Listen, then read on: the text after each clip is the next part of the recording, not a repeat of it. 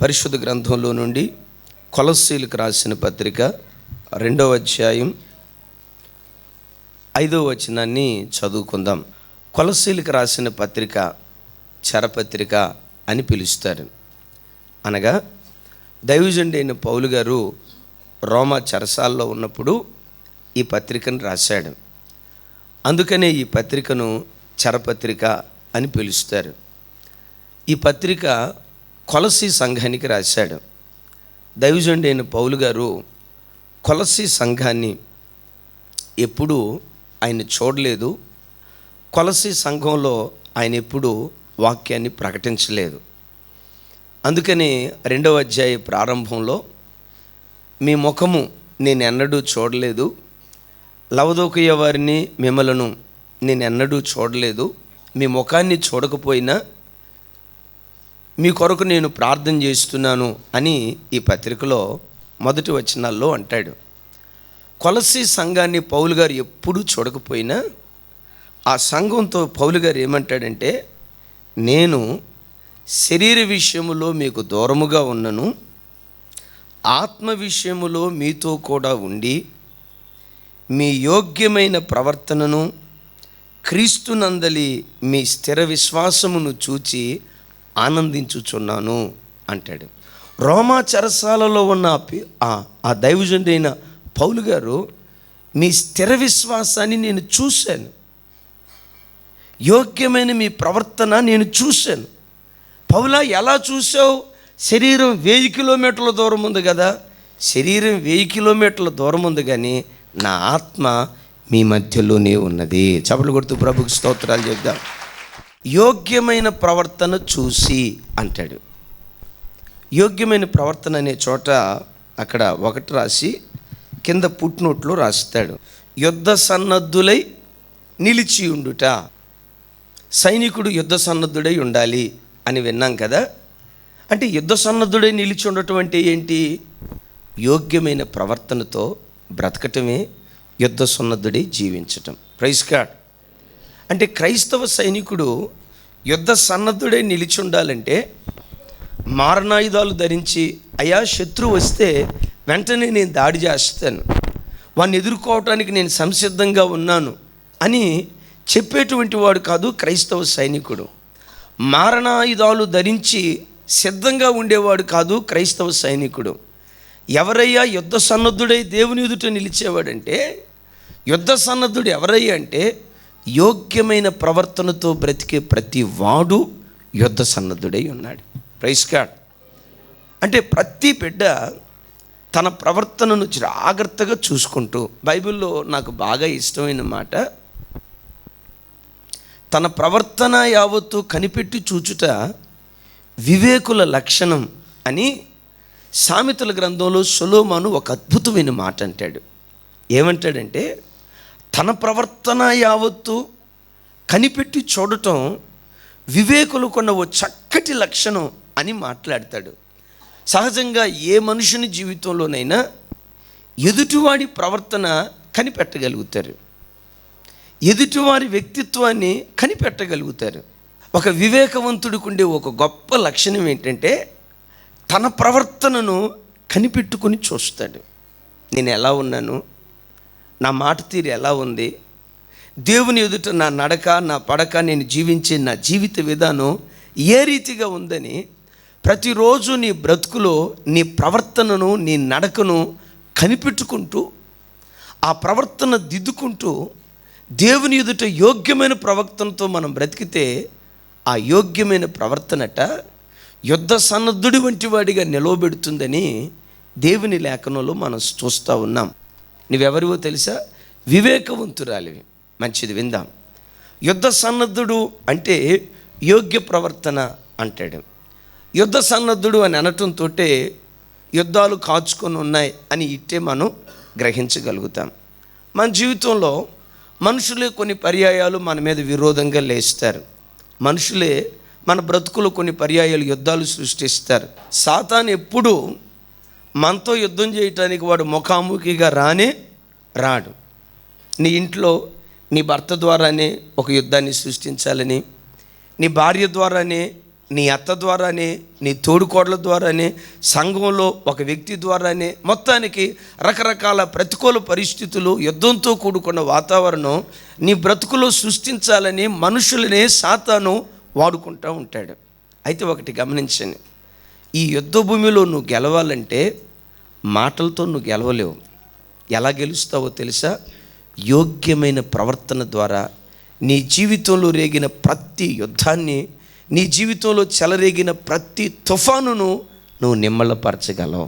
చూడండి మొట్టమొదట మొదటి పేతురు పత్రిక 2వ అధ్యాయం 15వ వచనం.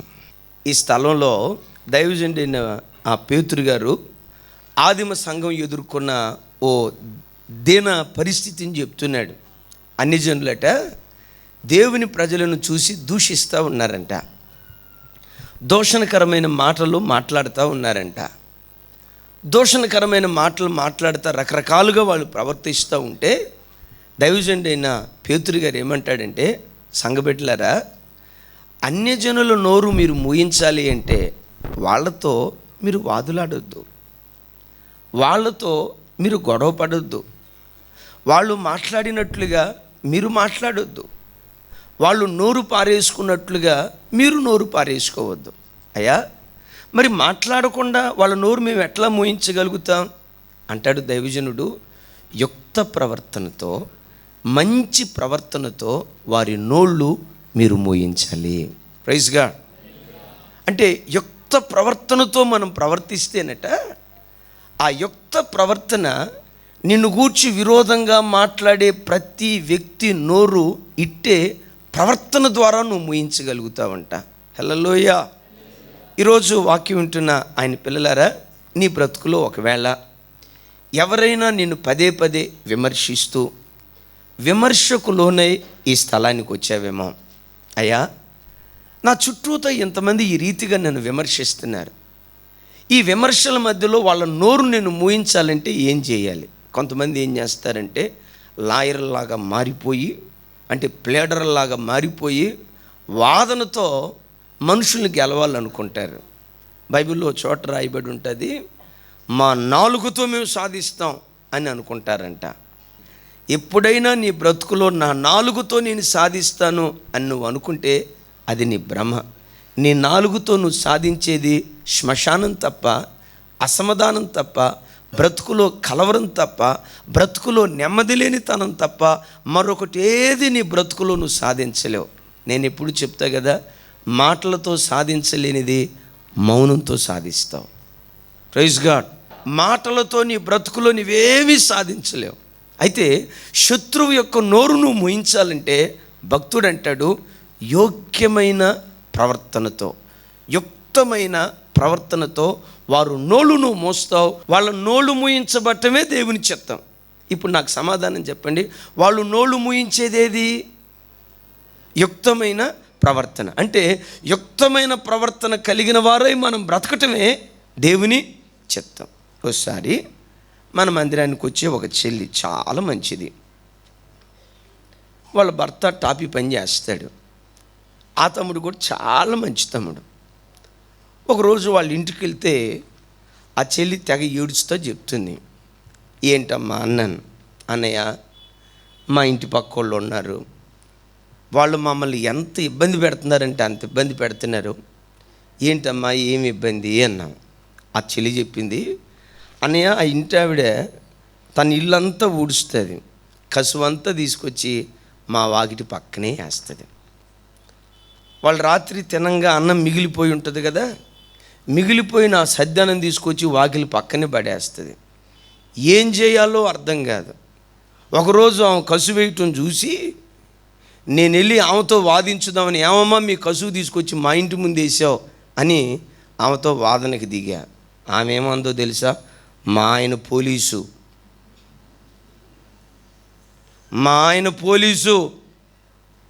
ఏసీపీ ఆఫీసులో పోలీస్ కానిస్టేబుల్గా చేస్తున్నాడు, మమ్మల్ని అంటావా అని అందంట. ఏమేమందో తెలుసా? మీ ఆయన పోలీస్ అయితే ఎవరికేంటంట? మీ ఆయన పోలీస్ అయితే పోలీస్ స్టేషన్లో పోలీసు, ఇంటికాడ కూడా పోలీస్ అని ఆ బిడ్డ బాధ తట్టుకోలేక ఏమమ్మా మీ కసువు మా ముందు వేస్తున్నావు అని అందంట. ఎప్పుడు చెత్త ముందు వేసినా, చెత్త వేసిన తర్వాత ఆమె అంటదంట, మా ఆయన పోలీసు తెలుసా అని అంటదంట. ఈ బాధ భరించలేక ఒకరోజు ఆయన దగ్గరికి వెళ్ళి, వాళ్ళ భర్త దగ్గరికి వెళ్ళి, ఎవరు ఈ టాపీ మేస్త్రి, ఆమె భర్త దగ్గరికి వెళ్ళి అందంట, నేను టాపీ మేస్త్రిని చేసుకున్నాను, నా కర్మ, నేను కూడా పోలీసుని చేసుకుంటే నా కసువంతా వాళ్ళ ముందేసి మా ఆయన పోలీసు అని నేను కూడా రంకులేసేదాన్ని కదా, నేను పోలీసుని చేసుకోకపోతే నేను టాపీ మేస్త్రిని తిడుతుందంట. ఆయన అంటాడు, అన్న ఇప్పుడు పోలీసు చదవమంటే ఎక్కడ చదువుతానన్నా, నేను అంతా అయిపోయింది, ఇప్పుడు పోలీసు అంటదన్న. పాపం వినండి, ఇంటి పక్క వాళ్ళతో ఈ బాధలు ఉంటే మనం తట్టుకోలేం, భరించలేం, చాలా కష్టం. రోజు కసువు ఇక్కడేయటం, మా ఆయన పోలీసు అంటుందంట. అనయ్య ఏం చేయాలి, నా బాధకు పరిష్కారం ఏంటి, వాళ్ళ నోరు మూయించాలంటే ఏం చేయాలి నన్ను అడిగింది. మన సలహాలే వేరుగా ఉంటాయి కాబట్టి మనల్ని అడగరు, ఎవరినో అడుగుతారు, పందెప్పుకోళ్ళని, లేకపోతే ఏం చేస్తే బాగుంటుందని పల్నాటి యుద్ధం చేసే వాళ్ళని అడుగుతూ ఉంటారు. అన్నయ్య ఏం చేయాలి అన్నయ్య అంది. నేను చెప్పాను, ఏం లేదమ్మా, ఆమె కసువు తీసుకొచ్చి మీ ఇంటి ముందు పెడితే నువ్వు లూడ్చేటప్పుడు మీ కసువు తీసుకెళ్ళి వాళ్ళ కసువులో వేసి 2 కసువులు నువ్వు ఎత్తి దెబ్బలో పడేయమ్మా అన్న. Praise God. అమ్మ వాళ్ళ కసువు కూడా నీ కసువులో కలుపుకొని మొత్తం ఎత్తి బయటపడేసేయమ్మా అన్న. ఆ మాట అంటంతో ఏంటన్నా, వాళ్ళ కసువు మనం ఎత్తటమా, వాట్ ఈజ్ దిస్, వంకాయ పులుసు, వాట్ ఈజ్ దిస్, వాళ్ళ పులుసు మనం నో నో నో నో. ఈ పని ఎవరు చేయగలరో తెలుసా? అహం చచ్చినోడే ఈ పని చేయగలడు. నేను చెప్తున్నాను పిల్లలరా, నీ బ్రతుకులో అనేక పర్యాయాలు నీ బ్రతుకు అసమాధానానికి గురవటం కారణం ఏంటో తెలుసా?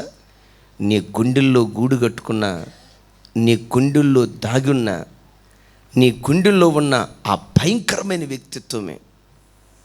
నీ అహం చావక నేనెందుకు తగ్గాలి, నేనెందుకు తగ్గి ఉండాలి, నేనెందుకు దీనుడిగా బ్రతకాలి, నా మాటే నెగ్గాలి, నా మాటే గెలవాలి, నా మాట ఒకవేళ తగ్గితే ఎక్కడ చేతగానిదని అనుకుంటాడో, చేతగాని వాడు అనుకుంటాడో, నేనే నెగ్గాలి అనే ఆ పంతం ఉందే, అనే ఆ అహం ఉందే, ఆ గర్వపు మనస్సు ఉందే, ఆ గర్వపు మనస్సు, ఆ అహంకారపు వ్యక్తిత్వమే నీ బ్రతుకులో అనేక పర్యాయాలు సమాధానం లేకుండా బ్రతకటానికి కారణమవుతుంది. తెలియని యుద్ధ వాతావరణం, తెలియని అసమాధానం, నెమ్మదిగా బ్రతకాల్సిన నీ కుటుంబంలో, నెమ్మదిగా బ్రతకాల్సిన నీ కాపురంలో అనేక అలజడులు గురి అవటానికి కారణం నేను చెప్తున్నాను, నీ గుండెల్లో గూడు కట్టుకున్న ఆ అహంభావపు మనస్సు దానికి కారణం. అన్న వాళ్ళ కసు మనం ఎత్తటం ఏంటన్నా అంది. ఈలోపు టాపీ మేస్త్రి అన్నాడు, అన్న ఈరోజు మీరు ఏం చెప్పారో, మీరు ఈరోజు ఏది చెప్పారో అదే మాట సంవత్సరం క్రితం నేను చెప్పా. ఆయన కూడా చెప్పాడంట పాపం, సంవత్సరం క్రితం చెప్పా అంటాడు. ఈ సన్నాసి ఇనిసస్తేగా అన్నాడు, ఇనిసస్తేగా వినలేదు అన్నాడు. నేను అన్నా, బెదరో ఆమె వెనకపోతే వెనకపోయింది, ఆమె ఎత్తకపోతే ఎత్తకపోయింది, ఆ కసు నువ్వు ఎత్తవచ్చుగా అన్నా. మనం మగాళ్ళమన్నా, నన్ను కూడా కలిపాడు, మనం మగాళ్ళమన్నా అన్నాడు. పేతురు గారు ఇక్కడ అంటాడు, యుక్త ప్రవర్తనతో, యోగ్యమైన ప్రవర్తనతో. యుక్త ప్రవర్తన ఎలా ఉంటుందో పేతురు గారు అక్కడే చెప్తాడు. చూడండి, యుక్త ప్రవర్తన గలవారై 2 అని పెట్టి కింద పుట్టినట్లు రాస్తాడు. ఆ తర్వాత చదువుకుంటా వస్తే అర్థమైంది, కీడు చేసిన వారికి మేలు చేయి, ఇందు నిమిత్తమే మీరు పిలువబడితిరి. చప్పట్లు కొడుతూ స్తోత్రాలు చేద్దాం. దేవుని పిల్లలారా, ప్రభు మాట గమనించు. ఎవరైనా నీ బ్రతుకులో నీ కీడు చేస్తే గుండెల్లో పెట్టుకోవద్దు. ఎవరైనా నిన్ను దూషణకరంగా మాట్లాడితే అది గుండెల్లో పెట్టుకొని కుమిలిపోయి వాళ్ళు అట్లా అన్నారు, వీళ్ళు ఇట్లా అన్నారు, లేదు లేదు లేదు మనం మౌనంగా ఉంటే ఇంకా వాళ్ళు రెచ్చిపోతారని భౌతిక సంబంధమైన జ్ఞానాన్ని ఉపయోగించి నీ నాలుకకు నువ్వు పని చెప్పొద్దు. ఎప్పుడు నీ బ్రతుకులో నీ వేద్యం దేవునికి అప్పగించు, నీ వివాదాన్ని ఆయనకు అప్పగించు. ఏ అలజడి, ఏ యుద్ధ వాతావరణం నీ బ్రతుకులో నీకు ఎదురైనా నా పక్షాన్ని వేద్యమాడి దేవుడు నాకున్నాడు, నా తరపున నిలవబడి నా పక్షాన యుద్ధాలు చేసే దేవుడు నాకున్నాడు, నా నాలుకకు నేను పని చెప్పను, యుక్తమైన ప్రవర్తనతో నేను బ్రతుకుతానని నీవు మౌనంగా ఉండి నీ వివాదాన్ని దేవునికి అప్పగిస్తే, నీకు తెలుసా, నీవు మౌనంగా ఉంటే నీ దేవుడు మౌనంగా ఉండడం. Praise God. ఎందుకో తెలుసా, ఆయన పేరు రోషము కలిగిన దేవుడు. ఆమేన్. ఆయన పేరు ఏంటండి? రోషము కలిగిన దేవుడు. ఆయన ఎవరో తెలుసా? నిన్ను ముడితే తన కనుగుడ్డును ముట్టినట్లుగా ఎంచే ఓ గొప్ప మనసున్న దేవుడు. అందుకని నీ బ్రతుకులో ఎవరైనా నిన్ను విమర్శిస్తే, మరలా చెప్తున్నాను, నీకు మేలు చేసిన వారికి నువ్వు మేలు చేసిన దానికంటే నీ బ్రతుకులో ఎవరైతే నీ కీడు చేస్తారో, ఎవరైతే నీకు హాని చేస్తారో, ఎవరైతే నీకు నష్టాన్ని కలుగు చేస్తారో, ఆ కీడు చేసిన వ్యక్తికే మేలు చేస్తూ బ్రతికితే ఆ యుక్తమైన ప్రవర్తన శత్రువుల నోళ్ళు మూయించునుగాక. అందరం చెప్దాం ఆమేన్. సరే, మొత్తానికి ప్రార్థన చేసి వచ్చాం. ప్రార్థన చేసి వచ్చిన ఓ నెల రోజుల తర్వాత అదే భార్యాభర్తలు ఇద్దరు, అమ్మ ఎట్లా ఉన్నారు, పోలీస్ అయిన భార్య బాగుందా, పోలీసు వాళ్ళు ఎట్లున్నారు అని అంటే, ఆ చెల్లి నవ్వుతో చెప్తుంది, అన్నయ్య పోలీస్ ఆయన ఇంట్లో ఉన్న మాంసం కూర అంతా మా ఇంట్లోకి వచ్చేస్తుంది అంది. పోలీసు వాళ్ళు ఇంట్లో వండుకున్న స్పెషల్ అంతా మా ఇంట్లోకి వచ్చేస్తుందన్న. ఎందుకమ్మా అన్న మీరు చెప్పినప్పటి నుంచి మా కసువు వాళ్ళ కసువు 2 కసువులు కలిపి దెబ్బలు వేసేస్తున్నానన్న. ఆ రోజు నుంచి ఏం సిస్టర్ చాలా మారిపోయినట్టున్నారు, ఏం సిస్టర్ చాలా మారిపోయినట్టున్నారు అని అంటూ ఉంటే ఆమె చెప్పిందంట, మా యేసుప్రభు ఆ మాట చెప్పాడమ్మా మాకు, మా యేసుప్రభు ఆ మాట చెప్పాడమ్మా మాకంటే. ఆ మాట విని విని ఓ 15 రోజుల తర్వాత అద్భుతం తెలుసా, మన చర్చికి వచ్చి ఈవిడ లేవక మునిపే పోలీస్ అయిన భార్య లేచి వాళ్ళ ఆకిలి ఊడుస్తుందంటే వీళ్ళ ఆకిలి కూడా ఊడుస్తుందంట. అమ్మాయి ఎట్లా గెలిచావు, ప్లీడర్ మూవ్ అయ్యావా, లేకపోతే వాదనకు దిగావా, లేదు లేదు నేను చూసా మీ చెత్త మా ముందు ఎందుకు వేసావు అని గొడవకు దిగావా, లేదు లేదు లేదు. యుక్తమైన ప్రవర్తన. దేవుని పిల్లలారా, దానియేలు లోపము లేని యుక్త ప్రవర్తనతో బ్రతికాడు గనుక సింహాల నోళ్ళు కూడా మూయబడ్డాయి. ఈరోజు ఈ వాక్యం వింటున్న నీ బ్రతుకులో ఏ యుద్ధాన్ని నువ్వు ఎదుర్కొంటూ ఈ ప్రార్థనకు వచ్చినా, నీకు తెలుసా, యుక్త ప్రవర్తన నీ బ్రతుకులో సమాధానాన్ని పుట్టించునుగాక. యుక్త ప్రవర్తన అంటే ఏంటి? మేలు చేయుట. ఎవరికి మేలు చేయాలి అంటే, కీడు చేసిన వ్యక్తికి మేలు చేయటం యోగ్యమైన ప్రవర్తన. ఆ యోగ్యమైన ప్రవర్తన మన బ్రతుకులో సమాధానాన్ని పుట్టించునుగాక. అందరం చెప్దాం ఆమేన్. నంబర్ 2, ఓసారి వాక్యం వింటున్న ఆయన పిల్లలరా, నేను అంటాను, అతనిలో ఉన్న యోగ్యత నేను అయోగ్యుని అనుకోవటమే అతనిలో ఉన్న యోగ్యత. Praise God. ఎవరైనా మరలా గమనించండి, శతాధిపతి, కొంచెం ఆలోచించండి. ఆ రోజుల్లో రోమా పౌరసత్వం కలిగి ఉండటం ఓ గర్వకారణంగా ఎంచేవాళ్ళు. పౌలు గారు చోట అంటాడు కదా, మీరు రోమియులా, నేను రోమియుణ్ణి. ఓ పర్యాయం రోమా పౌరసత్వం పౌలు గారు కొందన్న సంగతి తెలుసుకుని అప్పటి వరకు కొడతా ఉన్నటువంటి సైనికులు కొట్టకుండా ఆపేశారు. అసలు ఆ రోజుల్లో ప్రపంచ దేశాలను రోమీలు పరిపాలన చేస్తున్నారు కనుక రోమా పౌరసత్వం ఉంటే చాలు ఇట్టే గౌరవించేవాళ్ళు. ఈ శతాధిపతి రోమా పౌరసత్వం కలిగినవాడు. రెండవది, రోమా పౌరసత్వం కలిగి ఉండటం మాత్రమే కాదు, ఆ రోజుల్లో రోమా సైన్యంలో పనిచేస్తున్న సైనికులకు ఎనలేని గౌరవం ఉండేది. ఈయన సైనికుడు మాత్రమే కాదు, 100 మంది సైనికులకు అధిపతి, అంటే శతాధిపతి. ఒకవైపు రోమా పౌరసత్వం కలిగిన వాడు, మరొక వైపున సైనికుడు. దానికి ఒక సమాజ మందిరాన్ని కట్టించాడయ్యా, కాబట్టి అతడు యోగ్యుడు. వీళ్ళంతా అంటున్నారు యోగ్యుడు అని. ఇంకా ఏమన్నాడయ్యా అంటే, అయ్యా నా కింద సైనికులు ఉన్నారు, నేను వెళ్ళమంటే ఒకడు వెళ్తాడు, రమ్మంటే మరొకడు వస్తాడు, కాబట్టి నువ్వు మాట మాత్రం సెలవిస్తే చాలయ్యా, నా దాసుడు బాగుపడతాడు అని అంటే, అప్పుడు ప్రభు అంటాడు, ఇశ్రాయేలీలలోనైనా ఎంత గొప్ప విశ్వాసం నేను ఎవరిలో. ఒకవైపున ప్రభు మెచ్చుకుంటున్నాడు, ఇంత విశ్వాసం నేను ఎవరిలో చూడలేదని. మరొక వైపున ప్రజలు మెచ్చుకుంటున్నారు,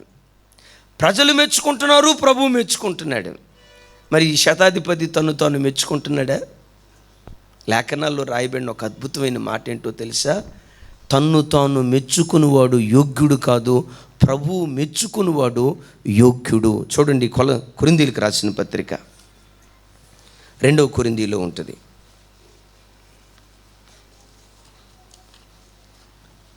అందరూ చూడండి, 2వ కొరింథీ 10వ అధ్యాయం 17-18 వచనాలు. ప్రభువు మెచ్చుకునివాడే యోగ్యుడు కానీ తను తానే మెచ్చుకునివాడు యోగ్యుడు. ఈ శతాధిపతి ఉన్నాడు, ప్రజలు మెచ్చుకుంటున్నారు, ప్రభువు మెచ్చుకుంటున్నాడు. ఎంత గొప్ప విశ్వాసం నేను ఎవరిలో చూడలేదని ప్రజలు మెచ్చుకుంటున్నారు, ప్రభువు మెచ్చుకుంటున్నాడు. ఈరోజు ఈ వాక్యం వింటున్న నీ బ్రతుకులో, వాక్యం వింటున్న సహోదరుడా, నీ ప్రవర్తన దేవుడు చూసి నిన్ను మెచ్చుకునేటట్లుందా, నిన్ను తిరస్కరించేటట్లుందా? ఈరోజు ఈ వాక్యం వింటున్న నీ బ్రతుకులో నీ ప్రవర్తన చూసి ప్రజలు మెచ్చుకుంటున్నారా, తిరస్కరిస్తున్నారా? కొంచెం ఆలోచించండి. నీవు అనుకోవచ్చు నేను కరెక్టు, నువ్వేం చేసినా నువ్వు ఎప్పటికీ కరెక్టే అంటావు, నువ్వు తప్పు చేసినా నేను రైటే అంటావు, నువ్వు ఎంత భయంకరమైన కార్యం చేసినా నేనే రైట్ అంటావు.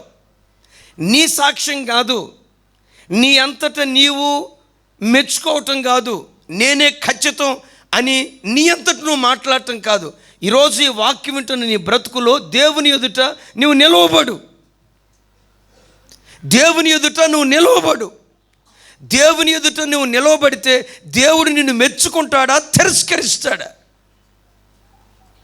దేవుడు మెచ్చుకునేటట్లుగా బ్రతుకుతున్నావా, దేవుడు నిన్ను నిందించేటట్లుగా జీవిస్తున్నావా? ఒకటి గమనించండి, మనుషుని వ్యక్తిత్వం ఎలాంటిదంటే ఏం చేసినా నేను రైటే. వాక్యం ఉంటుంది, తాను మెచ్చుకునేవాడు యోగ్యుడు కాదు. ఒకవేళ పదే నేను రైటే అని అనుకుంటూ నిన్ను నీవు మెచ్చుకుంటే విమర్శ దినాన అయోగ్యురాలి అయిపోతావు, జాగ్రత్త. ఒకరోజు ప్రభు ఎదుట, నీతి కలిగిన న్యాయాధిపతి ఎదుట మనమందరం నిలవబడాలి. ఆ నిలవబడబోయే రోజు రాకమునిపే యథార్థవంతుడు తన ప్రవర్తన యావత్తు కనిపెట్టి చూస్తాడు అని వాక్యంలో రాయబడి ఉంది కదా.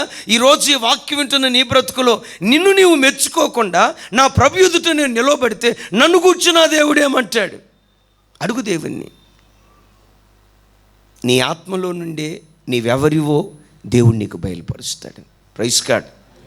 మనిషి వ్యక్తిత్వం ఎట్లాంటిదంటే, నేను అప్పుడప్పుడు చెప్తే కదా, ఒక ఆయన ఉన్నాడు, దేవుని మహాకృపను బట్టి ఇప్పుడు చాలా మారాడు. ఎంత మారాడంటే అంత మారాడు. ఆయన ఒకప్పుడు బాగా తాగుతూ ఉండేవాడు.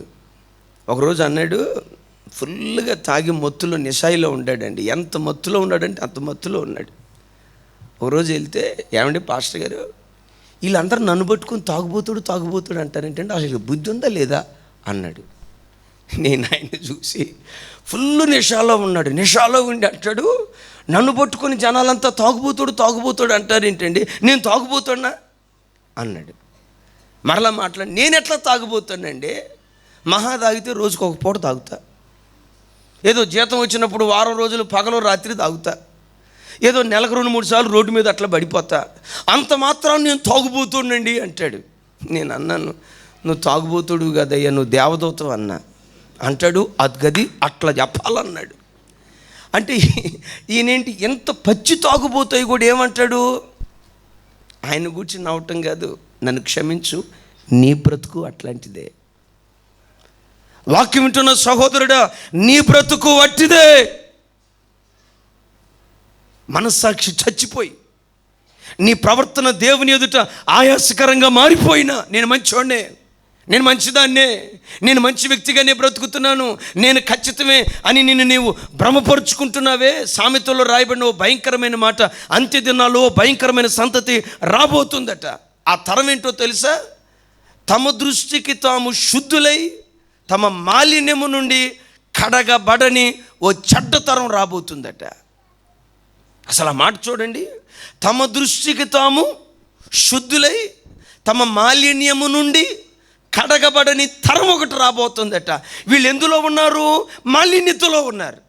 లోక మాలిన్యంలో చిక్కుకున్నారు, పాపపు మాలిన్యంలో చిక్కుకున్నారు, అపవిత్రపు మాలిన్యంలో చిక్కుకున్నారు. అపవిత్రపు మాలిన్యంలో చిక్కుకొని వీళ్ళు అనుకుంటున్నారట తమ దృష్టికి తాము శుద్ధులై తమ మాలిన్యము నుండి కడగబడని వారట. ఈరోజు ఈ వాక్యం వింటున్న నీ బ్రతుకులో మాలిన్యంతో నింపబడి నేను మంచిగానే ఉన్నాను అని భ్రమపరచబడే ఒక ఆత్మలో చిక్కుకొని నీ మాలిన్యత నుంచి కడగబడని పరిస్థితిలో ఉంటే కనీసం ఈ రోజైనా నీ స్థితి గమనించు. కనీసం ఈ రోజైనా నీ వెట్టివాడివో గ్రహించి నీ ప్రవర్తన చక్కదిద్దుకోమని ప్రభు పేరిటి నేను మనవి చేస్తున్నాను. హల్లెలూయా. ఈయన అంటాడు, నేను అయోగ్యునయ్యా, నేను అపాత్రునయ్యా అంటాడు. నేనంటాను, అతని యోగ్యత సమాజ మందిరాన్ని కట్టించటం, దేవుని ఎదుట నిలవబడటానికి యోగ్యతను ప్రసాదించింది అని నేను అనను. శతాధిపతి అందుకనే దేవుని ఎదుట నిలవబడటానికి యోగ్యుడు అని నేను అనను. అతనిలో ఉన్న యోగ్యత ఏంటంటే ఇన్ని గొప్ప కార్యక్రమాలు చేస్తా ఉన్నా నేను అయోగ్యుణ్ణి అని అనుకుంటున్నాడే. నేను అయోగ్యుణ్ణి అని అనుకునే ఆ గుణమే అతనికి దేవుని ఎదుట నిలవబడటానికి యోగ్యతను ప్రసాదించింది. జవలు కొడుతూ ప్రభుకి స్తోత్రాలు చెప్దాం. హల్లెలూయా. ఇప్పుడు మీరు ఒక మాట గమనించండి. వాళ్ళు అడిగారు, అయ్యా అతను యోగ్యుడు అని చెప్తే ప్రభు అడిగారు, ఇంతకీ ఏం కావాలట? వాళ్ళ దాసుడు అనారోగ్యంతో ఉన్నాడు. వెంటనే వాళ్ళ దాసుడు స్వస్థపడ్డాడని చెప్పండి అని ప్రభు చెప్తే తిరిగి ఇంటికి వస్తే ఆ దాసుడు పరిపూర్ణంగా స్వస్థపరచబడినట్లుగా ప్రభు ఏ క్షణంలో, ఏ గడియలో, ఏ సమయంలోనైతే మాట్లాడాడో అదే క్షణంలో స్వస్థపడినట్లుగా లేఖనాల్లో చూస్తూ ఉన్నాం. అంటే ప్రభు పిల్లరా, యోగ్యమైన ఈ శతాధిపతి ప్రవర్తన అతడు ఏ మనవినైతే దేవుని ఎదుట పెట్టాడో, ఏ మనవి చేత ప్రజలను పంపించాడో యోగ్యమైన ప్రవర్తనను బట్టి మనవి అంగీకరించబడింది. Praise God. శతాధిపతి ముఖాముఖిగా వచ్చి ప్రభు దగ్గర తన విన్నపాన్ని తెలియచెప్పలేదు. సమాజ మందిరపు అధికారులను పంపించి వాళ్ళ ద్వారా తన సమస్యను తెలియచెప్పాడు. విషయం ఏంటంటే ఎవరో చేసిన ప్రార్థనకు శతాధిపతి మేలు పొందుకున్నాడు. అయ్యా శతాధిపతి, ఎవరో చేసిన ప్రార్థన ద్వారా నీ బ్రతుకులో ఎందుకు మేలు కలిగింది అంటే ఆయన అంటాడు, మనం అడిగితే అయ్యా యుక్తమైన ప్రవర్తన లేక యోగ్యమైన ప్రవర్తన నా కొరకు చేయబడిన విజ్ఞాపన అంగీకరించబడటానికి కారణమైందని శతాధిపతి మనతో మాట్లాడతాడు. Praise God. దేవుని వాక్యం వింటున్న ఆయన పిల్లలరా, ఈరోజు ఈ వాక్యం వింటున్న నీ బ్రతుకులో నీ కుటుంబం కొరకు ప్రతిరోజు సంఘంలో సేవకులు ప్రార్థన చేస్తున్నారు, అనుమానం లేదు. నీ కుటుంబం కొరకు సంఘంలో అనేక మంది బిడ్డలు ప్రార్థన చేస్తున్నారు. అయితే నీ నిమిత్తం ఎవరైతే విజ్ఞాపన చేస్తున్నారో ఆ విజ్ఞాపన అంగీకరించబడాలంటే దేవుని ఎదుట బ్రతుకుతున్న నీవు యోగ్యమైన ప్రవర్తనతో జీవించాలి. గమనించు, నీ తండ్రి చాలా భక్తి కలిగినోడు, ప్రార్థన పరుడు. నీ తల్లి చాలా భక్తి కలిగింది, ప్రార్థన పరురాలు. గమనించండి, తల్లి మంచి ప్రార్థనా పరురాలై బ్రతికిన కొంతమంది బిడ్డల జీవితాల్లో సరైన ఉద్యోగం లేక, సరైన చదువు లేక, సరైన వ్యాపారం లేక, 20-30 సంవత్సరాల వయసు వచ్చిన జీవితంలో ఎదుగుదల లేక చేతులార జీవితాన్ని పాడు చేసుకున్న స్థితిలో కొంతమంది యవ్వన బిడ్డలు లోకంలో కనబడుతున్నారు. ఇప్పుడు మనం అడుగుదాం, అయ్యా ఈ యవ్వన బిడ్డలు పాడైపోవటానికి కారణం ఏంటి? తల్లి ప్రార్థన చేయలేదయ్యా? అయ్యో తప్పు, తల్లి ప్రార్థన చేసింది. తండ్రి ప్రార్థన చేయలేదా? లేదు లేదు లేదు లేదు, తండ్రి ప్రార్థన చేశాడు. తల్లిదండ్రుల్లో భక్తి లేదా? అయ్యో తల్లిదండ్రుల్లో భక్తి లేకపోవటం ఏంటి? అనేక పర్యాయాలు కడుపు చంపుకున్నారు, అనేక పర్యాయాలు ఉపవాసం ఉన్నారు, అనేక పర్యాయాలు దేవుని సన్నిధిలో రాత్రింబవళ్ళు గోజాడుతూ వచ్చారు, కొడుకు క్షేమం కొరకు ప్రార్థన చేశారు. అయ్యా వీళ్ళు ఎంత ప్రార్థన చేసినా ఎందుకు వీడి బ్రతుకు బాగుపడలేదు? వాళ్ళు ప్రార్థన చేశారు వాస్తవమే, కానీ ఎవని కొరకు ప్రార్థన చేశారో వాడు యోగ్యమైన ప్రవర్తనతో బ్రతకలేదు గనుక. ఈరోజు వాక్యం వింటున్న యవన బిడ్డలారా, ఒకవేళ నీ తల్లి ప్రతిరోజు కడుపు చంపుకొని నీ కొరకు ప్రార్థన చేస్తూ ఉన్నా ఆ ప్రార్థన నిర్వీర్యమైపోతూ ఉంటే దానికి కారణం నీ తల్లి ప్రార్థన శక్తిలో లోపం కాదు, నీ తల్లి ప్రార్థన శక్తిలో లోపం కాదు, నీ భార్య ప్రార్థనా శక్తిలో లోపం కాదు, సంఘ బిడ్డల ప్రార్థనా శక్తిలో లోపం కాదు. వాళ్ళు ప్రార్థన చేస్తున్నారు వాస్తవమే, కానీ యుక్తమైన ప్రవర్తన నీలో లేకపోవటాన్ని బట్టి, యోగ్యమైన ప్రవర్తన నీలో లేకపోవటాన్ని బట్టి, యోగ్యమైన ప్రవర్తనతో నీవు జీవించకపోవటాన్ని బట్టి నీ భార్య ఎంత ప్రార్థన చేసినా నీ బ్రతుకులో నువ్వు మేలు పొందుకోలేకపోతున్నావు. ఆ తల్లి వారానికి ఒకసారి, వారానికి 2 పర్యాయాలు కడుపు చంపుకొని, ప్రభువా నా భర్త వ్యాపారాన్ని ఆశీర్వదించు, నా భర్త చేతి పనులను దీవించు, నా భర్త చేతి పనులు ఆశీర్వదించబడాలని రోజు నీ కొరకు మొరపెట్టిన బ్రతుకులో ఎదుగుదల లేకపోవటానికి కారణం ఏంటో తెలుసా? ప్రార్థన జరుగుతుంది వాస్తవమే, కానీ ఎవరి కొరకు ప్రార్థన చేస్తున్నారో ఆ వ్యక్తివి నీవు గనుక నీవు దేవుని ఎదుట యోగ్యమైన ప్రవర్తన లేకపోవటాన్ని బట్టి చేయబడిన ప్రార్థనలన్నీ లోకపు సామెత చెప్పాలంటే బూడిదలో పోసిన పన్నీరు అయిపోతుంది, కార్చిన కన్నీరంతా వ్యర్థమైపోతుంది. ఓ పర్యాయం అండి, హృదయాన్ని బ్రద్దలు చేసే ఓ భయానకరమైన సంఘటన ఏంటో తెలుసా? ఒక దైవ సేవకుడు, ఆయన మామూలు దైవ సేవకుడు కాదండి, చాలా గొప్ప దైవ సేవకుడు. ఆ గొప్ప దైవ సేవకుడు ఒక రాజు కొరకు రాత్రంతా మేల్కొని రాత్రంతా యెహోవా సన్నిధిలో మొరపెడుతూ వచ్చాడట.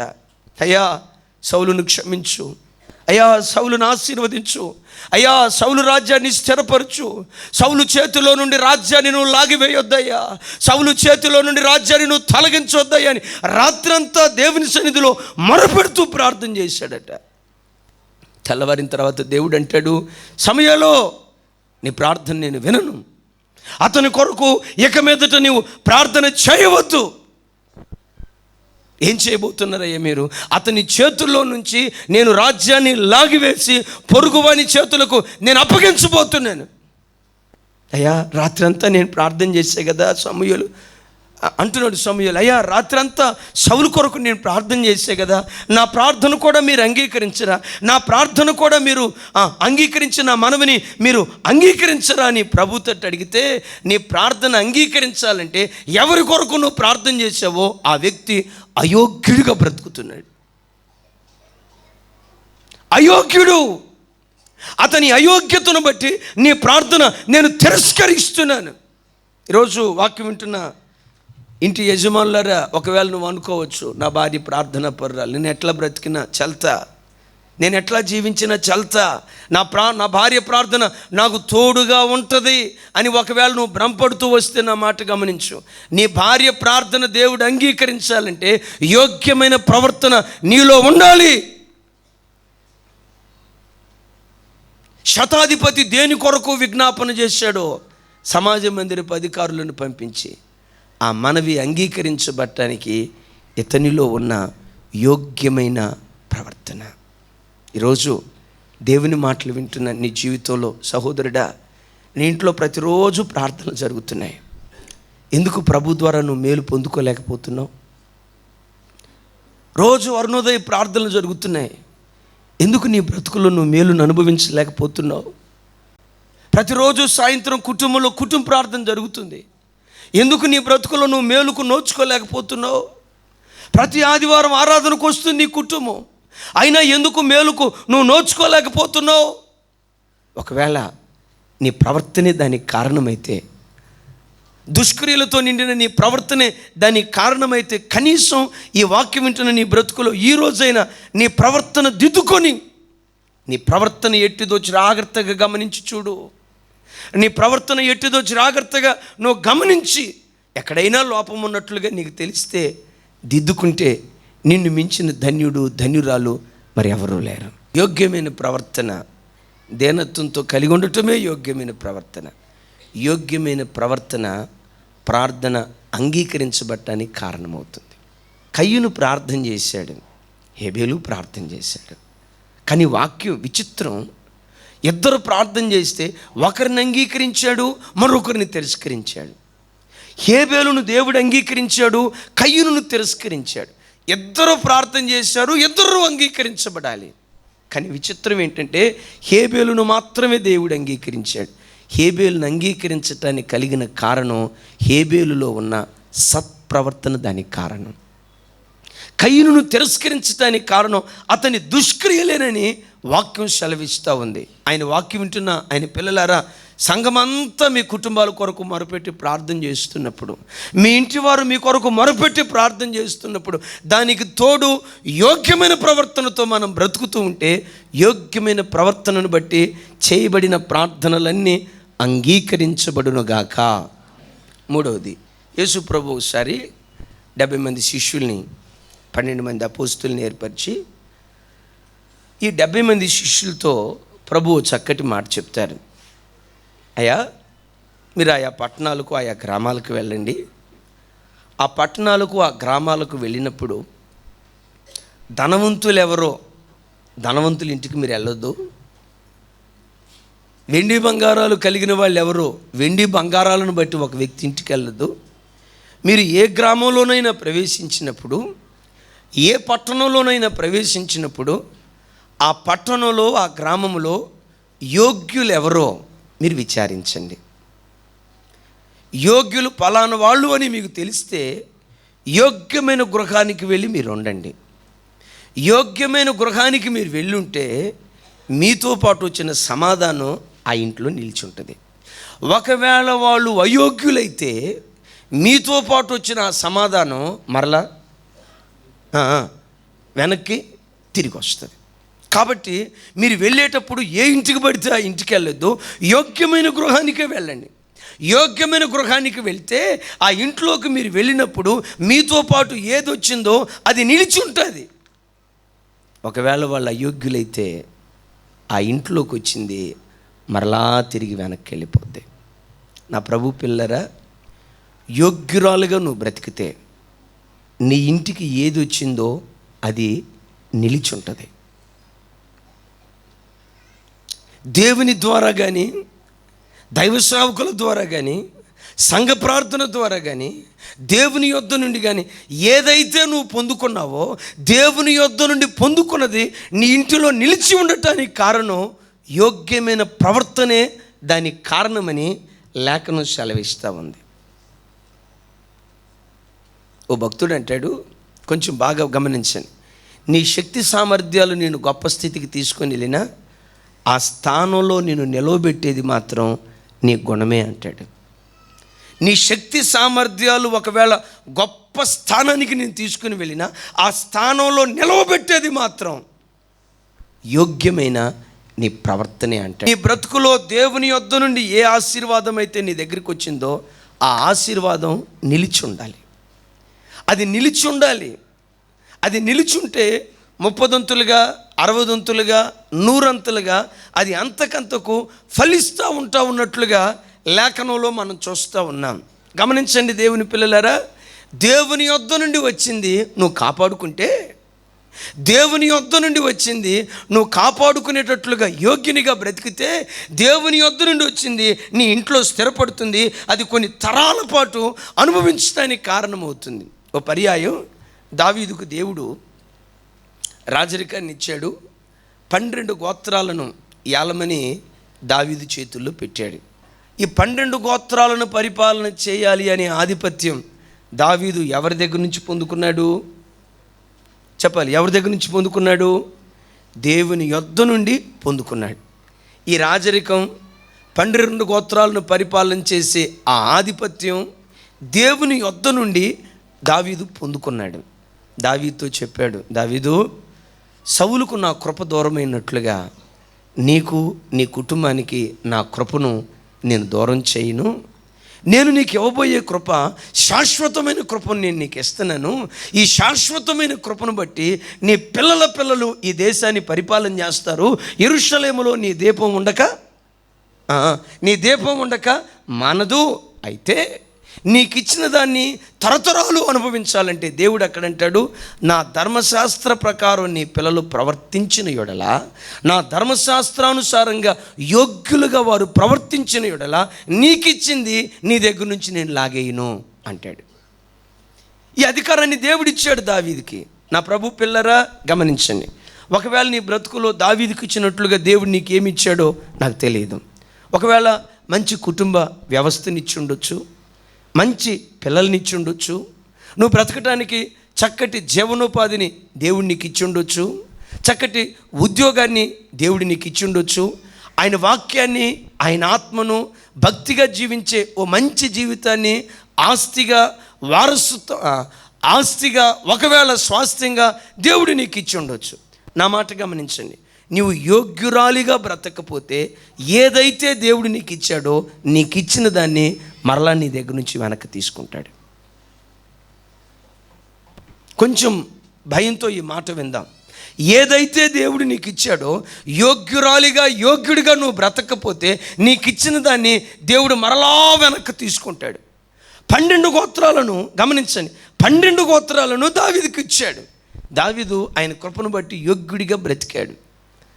సొలొమోను తాను బ్రతికిన కాలములో వృద్ధాప్యం రాబోయే ఆఖరి క్షణాల వరకు యోగ్యుడిగా బ్రతికాడు. వృద్ధాప్యం వచ్చిన తర్వాత భ్రష్టుడై అయోగ్యుడిగా మారిపోయాడు. ఆయన తర్వాత ఆయన కుమారుడు రెహబాము రాజుగా పరిపాలన చేయటం ప్రారంభించాడు.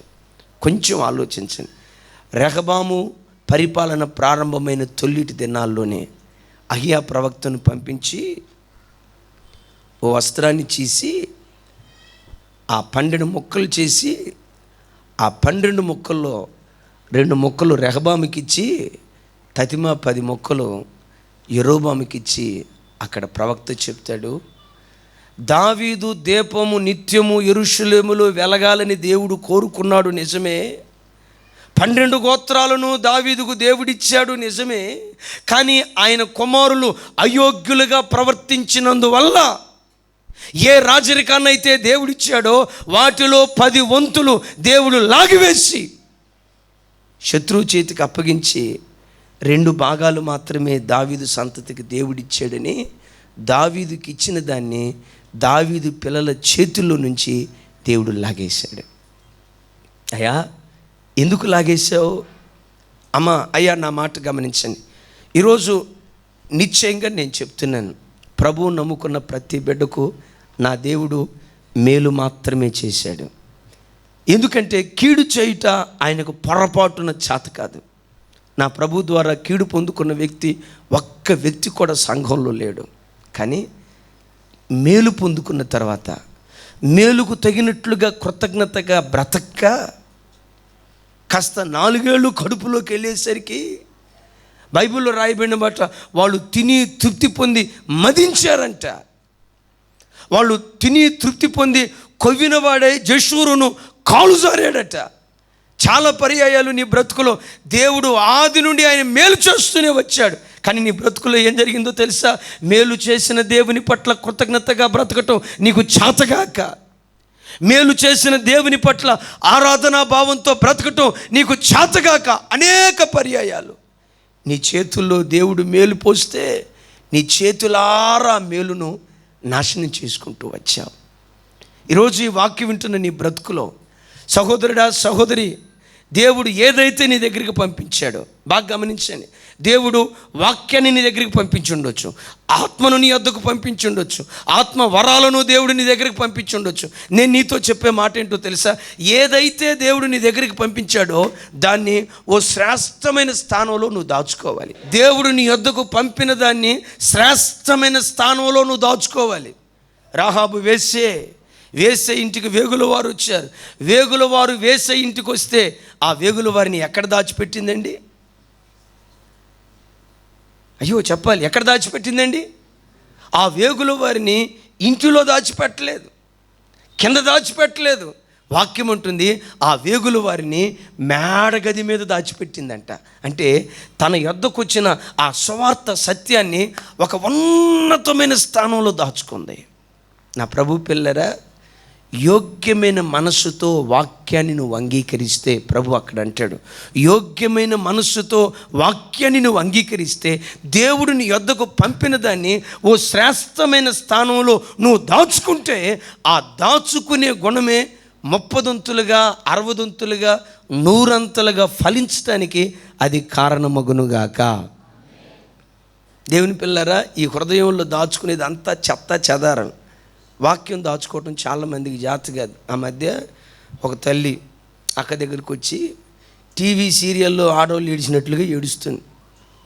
ఈ టీవీ సీరియల్లో ఏడుస్తారు కదా, ఎపిసోడ్లు చూపిస్తా, ఆ కన్నీరు ఆగదు. అంత కన్నీరు వాళ్ళ లోపల ఎట్లా దాగి ఉందో నాకు తెలియదు. కానీ అన్న ఇదంతా మీకు ఎట్లా తెలుసు, మీరు సీరియల్ చూస్తారా ఏంటి? పొరపాటున అనుకోవద్దే, వినండి. కాకపోతే తెలుస్తూ ఉంటుంది, నలుగురు చెప్పుకుంటూ ఉంటే. అట్లాంటి అసలు ఆ పనికి మాలిన మాట నాతో పోల్చుకోవటానికి కూడా నేను ఇష్టపడను. అయితే విందాం. ఏడుస్తూ ఉంది, టీవీ సీరియల్లో ఏడిచినట్లుగా ఏడుస్తుంది. అన్న అక్క, ఆ రోజు ఆమె ఏమందో తెలుసా? 1985 ఆగస్టు 15వ తారీఖు ఉదయం 10:15 ఆమె ఏమందంటే, వినండి 25 సంవత్సరాల క్రితం సంగతి. అప్పుడే ఫ్లాష్ న్యూస్ వస్తాయి కదా, అప్పుడే ఫ్లాష్ న్యూస్ తాజా వార్తలాగా చెప్తుంది.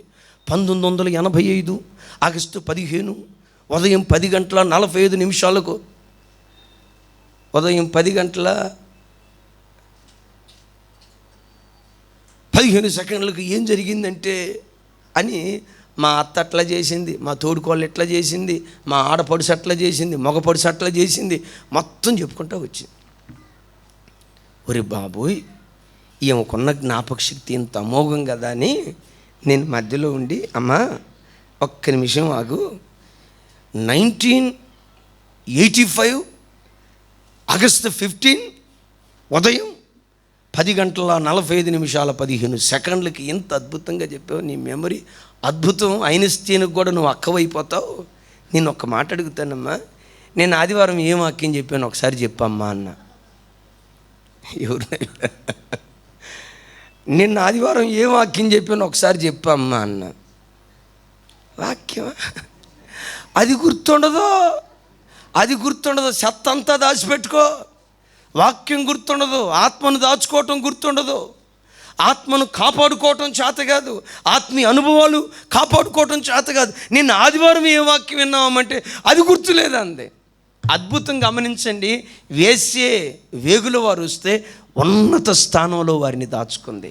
నీ దగ్గరికి వచ్చిన వాక్యాన్ని ఉన్నతంగా కాపాడుకోవటం నీకు చేతనైతే, నీ దగ్గరకు వచ్చిన ఆత్మను ఉన్నతంగా ఎక్కడ దుఃఖపరచకుండా ఉన్నతంగా కాపాడుకోవటం నీకు చేతనైతే, నీకు ఇచ్చిన దాన్ని 30 రెట్టింపు దేవుడు చేస్తాడు, 60 దేవుడు రెట్టింపు చేస్తాడు, 100కి 100 నువ్వు ఫలించేటట్లుగా దేవుడు చేస్తాడు. పిల్లలారా, ఆత్మ సంబంధమైనది ఏది నీ దగ్గరికి వచ్చినా నీ గుండెల్లో దాచుకో.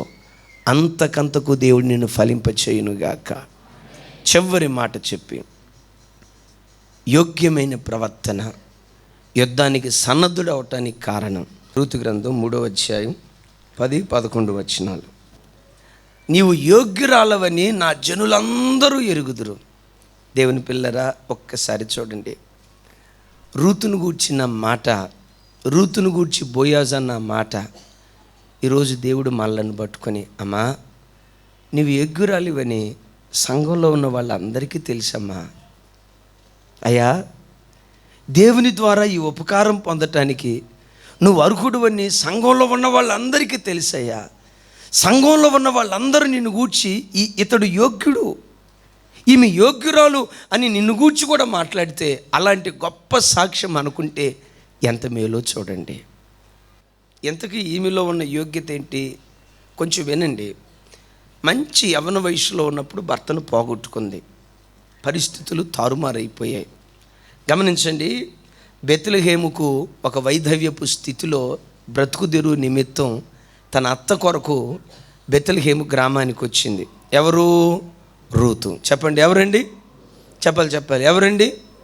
పరిస్థితులు తలకిందులు అయిపోయినప్పుడు ఎంత వివేకంగా ఆలోచించిందో చూడండి. తన అత్త దగ్గరకు వచ్చి బోయాజు పొలంలో పరిగెరుకుంటూ తన బ్రతుకును కొనసాగిస్తూ ఉందట. ఈ బోయాజు ఏమంటాడంటే, అమ్మా, కొద్దివారినేమి గొప్పవారినేమి యవనస్తులను నీవు అనుసరింపక, నీ మునుపటి సత్ప్రవర్తన కంటే వెనుపటి సత్ప్రవర్తన మరి ఎక్కువైనది అని మాట్లాడతాడు. Praise God. కొంచెం నాకు ఇక్కడ సమాధానం చెప్పండి. ఈమె ఎవరిని వెంబడించలేదంట? యవనస్తులు ఎవరు వెంబడిస్తారు? యవనస్తులు వెంబడిస్తారు. ఈమె యవన కాలములో ఉంది. తన తోటి యవనస్తులను వెంబడించకుండా, యవనస్తులు చెప్పే ఆలోచనలు తీసుకోకుండా తన ఇంటిలో ఒక వృద్ధురాలు ఉంది. ఆ వృద్ధురాలి పేరేంటి? నయోమి. నయోమిని వెంబడించడం ఆమె నేర్చుకుంది. అంటే వెంబడించడం అంటే ఆ తల్లి చెప్పే నీతి బోధలు విని ఆ నీతి బోధల ప్రకారం తను నడవటానికి నిర్ణయం తీసుకుంది. Praise God. యవనస్తుల దగ్గరికి వెళ్ళింది అనుకోండి, యవనస్తులు చెప్పేవాళ్ళు, అమ్మా రూతో, యవన వయసు, ఈ వయసు దాటిపోతే మరలా నువ్వు లోకంలో సంతోషాన్ని అనుభవించలేవు. ఇదిగో ఈ మార్గంలో వెళ్ళు, ఆ మార్గంలో వెళ్ళు, కావలసినంత ఆనందాన్ని పొందుకుంటావు అని చెప్తా ఈలోపు ఒకడం సెల్ ఫోన్ తీసుకొచ్చి, రుతో ఇదిగో ఫేస్బుక్ చూడు, చాటింగ్ ఎట్లా చేయాలి, ఇదిగో ఈ ఫేస్బుక్లో ఆడు పలానా ఫోటో పంపించాడు చూడు, ఆ ఫోటో ఎట్టుందో. ఇది లోకం, ప్రపంచం అంటే ఇది. దీన్ని చూస్తా ఆనందించాలి. కానీ ఎక్కడో మూలను కూర్చొని నయోమిని పట్టుకొని దేవుడు దేవుడు దేవుడు దేవుడు దేవుడు దేవుడు ఈ మాట అంటా ఉంటే సంతోషాన్ని బాగొట్టుకుంటావు అని యవనస్తుల దగ్గరికి వెళ్తే చెప్పండి, యవనస్తులు భక్తి సంబంధమైన ఆలోచనల్లో చెడిపోయే ఆలోచనలు ఇచ్చేవాళ్ళ, భక్తి కలిగిన ఆలోచనలు ఇచ్చేవాళ్ళ? గమనించండి. ఏ ఆలోచనలు ఇచ్చేవాళ్ళు? యవనస్తుల దగ్గరికి వెళ్తే, నీ తోటి యవనస్తుల దగ్గరికి వెళ్తే లేనిపోని పాపం నీకు నేర్పుతారు. ఇంటర్నెట్ ఎట్లా చూడాలో నేర్పుతారు, చాటింగ్ ఎట్లా చేయాలో నేర్పుతారు, ఎస్ఎంఎస్లు ఎట్లా పంపించాలో నేర్పుతారు, మిస్డ్ కాల్స్ ఎట్లా పంపించాలో నేర్పుతారు. ఈ చెడిపోయిన జ్ఞానం అంతా వాళ్ళకు నేర్పుతారు. అదే కాస్త తలబండిన వాళ్ళ దగ్గరికి వెళ్తే, కాస్త పెద్ద వయసులో ఉన్న వాళ్ళ దగ్గరికి వస్తే, నేను చెప్తాను, పెద్ద వయసులో ఉన్న వాళ్ళ దగ్గర దేవుని మాట తప్ప మరో మాట రాదు. ఇప్పుడు అన్న దగ్గరికి వెళ్ళి, అన్న నేను ఎవరి వయసులో ఉన్నాను, నాకు బాగా అనుభవించాలి లోకం అని అనిపిస్తుంది, మీరేమంటారన్న అని అంటే, అన్న తన జీవిత సారమంతా ఒకటి జ్ఞాపకం చేసుకుని ఏమంటాడో తెలుసా? అయ్యా, దేవుడిచ్చిన ఈ ఒక్క జీవితంలో దేవుని కొరకు బ్రతకటానికి మించిన శ్రేష్టత మరొక్కటేది లేదు. ఇదంతా మిథ్య, ఇదంతా భ్రమ, ఇదంతా రంగుల ప్రపంచం, ఇదంతా మాయా. తమ్ముళ్ళరా, ఈ ఈ ఈ ఈ ఈ లోక ప్రపంచమనే మాయలో మీరు పొరపాటును చిక్కోవద్దయ్యని నీతి మాటలు చెప్తాడు. అట్లా కాకుండా ప్రక్కనే వాళ్ళ మేనల్లుడు కూర్చొని ఉన్నాడు. వాళ్ళ మేనల్లుడు కూర్చున్నాడు. ఆడి దగ్గరికి వెళ్ళామనుకో, ఆడు అంటాడు, రేయ్ జుట్టు ఇట్లా మామూలుగా దువ్వకూడదురా, ఎట్లా దువ్వాలరా, ముళ్ళపంది జుట్టు దువ్వినట్టు దువ్వాలరా, కటింగ్ ఎట్లా పెట్టుకోకూడదురా, ఎక్కడ దాకా పెట్టాలరా, గడ్డం పూర్తిగా గీక్కోకూడదురా, ఇదిగో మేకగడ్డం పెట్టుకోవాలరా. అట్లా మనం వెళ్తూ ఉంటే అమ్మాయిలు చూసి, ఆహా గ్రీకు వీరుడు, ఓహో నా రాకుమారుడు అని అనుకుంటూ ఉంటే, ఆహా ఆ ఫీలే వేర్రా, ఆ కిక్కే వేర్రా. ఈ తల్లి జీవితం ధన్యమవటానికి కారణం ఏంటో తెలుసా? వృద్ధురాలు నయోమిని వెంబడించింది. పిల్లలారా, ఈ ప్రపంచంలో వృద్ధురాలు ఎవరో తెలుసా? దేవుని వాక్యమే వృద్ధురాలు. Praise God. ఎందుకు దేవుని వాక్యాన్ని వృద్ధురాలు అని అంటున్నానో తెలుసా? వాక్యాన్ని గురించి భక్తుడు అంటాడు, ఆదియందు వాక్యం ఉండెను, వాక్యము దేవుని యొద్ద ఉండెను, ఆ వాక్యము దేవుడై ఉండెను. వాక్యం ఎప్పటి నుంచి ఉందట? ఆదిలో. అంటే ఆది నుంచి ఉందంటే వాక్యం ఎంత వృద్ధురాలో చూడండి. ఒక్క మాట చెప్పి ముగిస్తాను. ఒకసారంట ఒక యవనస్తుడు కొంతమంది కోతి యవనస్తుల దగ్గరికి వెళ్ళాడంటారు. ఏంట్రా లైఫ్ సారం ఏంటో చెప్పండి రా. లైఫ్ అంటే ఏముందిరా, అంత గీగులు అంత ఫేస్బుక్లు, ఈ మొత్తం ఇదేరా ప్రపంచం అన్నాడంట. మొత్తం ఎంజాయ్ చేయాలరా అన్నాడంట. ఈలోపు ఒక 70 సంవత్సరాల వయసు ఉన్న పెద్ద ఆయన దగ్గరికి వెళ్ళాడంట. తాతయ్య, అసలు జీవితం అంటే ఏంటి? ఎంతోమంది మన బ్రతుకులు ఎదురవుతారు. ఎవరు మనకు శాశ్వతమైన వాళ్ళు? ఏ బంధాలు శాశ్వతమైంది? అసలు వేటిని హత్తుకొని మనం బ్రతకాలి? మానవ జీవితంలో ఒకప్పుడు తల్లిదండ్రులను హత్తుకునేవాళ్ళు, ఇట్లా అన్నదమ్ముళ్ళు అక్కచెల్లెలు ఎంతోమంది మనకు ఎదురవుతారు. ఈ బాంధవ్యాలన్నింటిలో బలమైన బాంధవ్యం ఏదో నాకు కాస్త చెప్పు తాతయ్య, ఆ బలమైన బాంధవ్యాన్ని నేను హత్తుకోవాలనుకుంటున్నాను, కాస్త 4 మాటలు చెప్పు తాతయ్య అంటే ఆయన చెప్పాడంట, బాబు నా జీవితమే నీకు చెప్తానురా, దాన్ని బట్టి ఎవరిని హత్తుకోవాలో నువ్వు నిర్ణయించుకుందుకొని అని చెప్పు తాతయ్య అన్నాడంట. అప్పుడు ఆయన చెప్పాడంట, బాబు నేను చిన్నపిల్లోడిగా ఉన్నప్పుడు నేను భక్తి కలిగిన క్రైస్తవ కుటుంబంలో పుట్టాను. నేను చిన్నపిల్లోడిగా ఉన్నప్పుడు మా తల్లిదండ్రులు యేసు ప్రభు బొమ్మ ఒకటి నాకు ఇచ్చారు. ఆ ఫోటోని పర్సులో పెట్టుకున్నాను. రోజు ఉదయం లేవటంతో దేవునికి దండం పెట్టుకునేవాడిని, రోజు స్కూల్కి వెళ్ళేటప్పుడు దండం పెట్టుకునేవాడిని. అట్లా బాల్య దినాల్లో నా పర్సులో యేసు ప్రభు బొమ్మ ఒకటి ఉండేది, దాన్ని చూసుకుంటా దేవునికి కృతజ్ఞతలు చెప్తూ ఉండేవాడిని. ఆ తర్వాత కాస్త యవ్వన వయసుకు వచ్చాను. యవ్వన వయసుకు వచ్చిన తర్వాత ఫ్రెండ్స్ గెలిచారు, స్నేహితులు గెలిచారు. ఆ స్నేహం ఎక్కువైపోయి మేము స్నేహితులను ఒకళ్ళ భుజాల మీద ఒకళ్ళు చేతులు వేసుకొని దిగిన ఫోటోలు ఉన్నాయి. ఆ ఫోటోలు తీసుకొని దేవుని ఫోటో వెనక్కబెట్టి ఆ ఫోటోకు ముందు నా స్నేహితుల ఫోటో పెట్టుకున్నాను. రోజు వీడు నా ఫ్రెండు, అది నా దోస్తు, వీడి జిగిరి దోస్తు, వాడు థిక్కెస్ట్ ఫ్రెండు, వీడు థిన్నెస్ట్ ఫ్రెండ్ అని రోజు ఫ్రెండ్స్ ఫోటోలు చూసుకునేవాడిని. ఈలోపు ఒక అమ్మాయిని చూసి మా నాన్నోళ్ళు పెళ్లి చేశారు. పెళ్ళి అయిపోయిన తర్వాత మా భార్య ఫోటో తీసుకున్నాను. ఆ ఫోటో 2 ఫోటోలు వెనక్కబెట్టి మా భార్య ఫోటో ముందు పెట్టుకున్నాను. ఇక రోజు నా భార్య ఎట్లా ఉంటుంది కదా, నా భార్య ఇట్లా రోజు చూసుకుంటూ ఉండేవాడిని. ఆ తర్వాత కొంతకాలం అయిపోయింది, పిల్లలు పుట్టారు. ఆ తర్వాత పిల్లలకు ఒక ఫోటో వచ్చింది.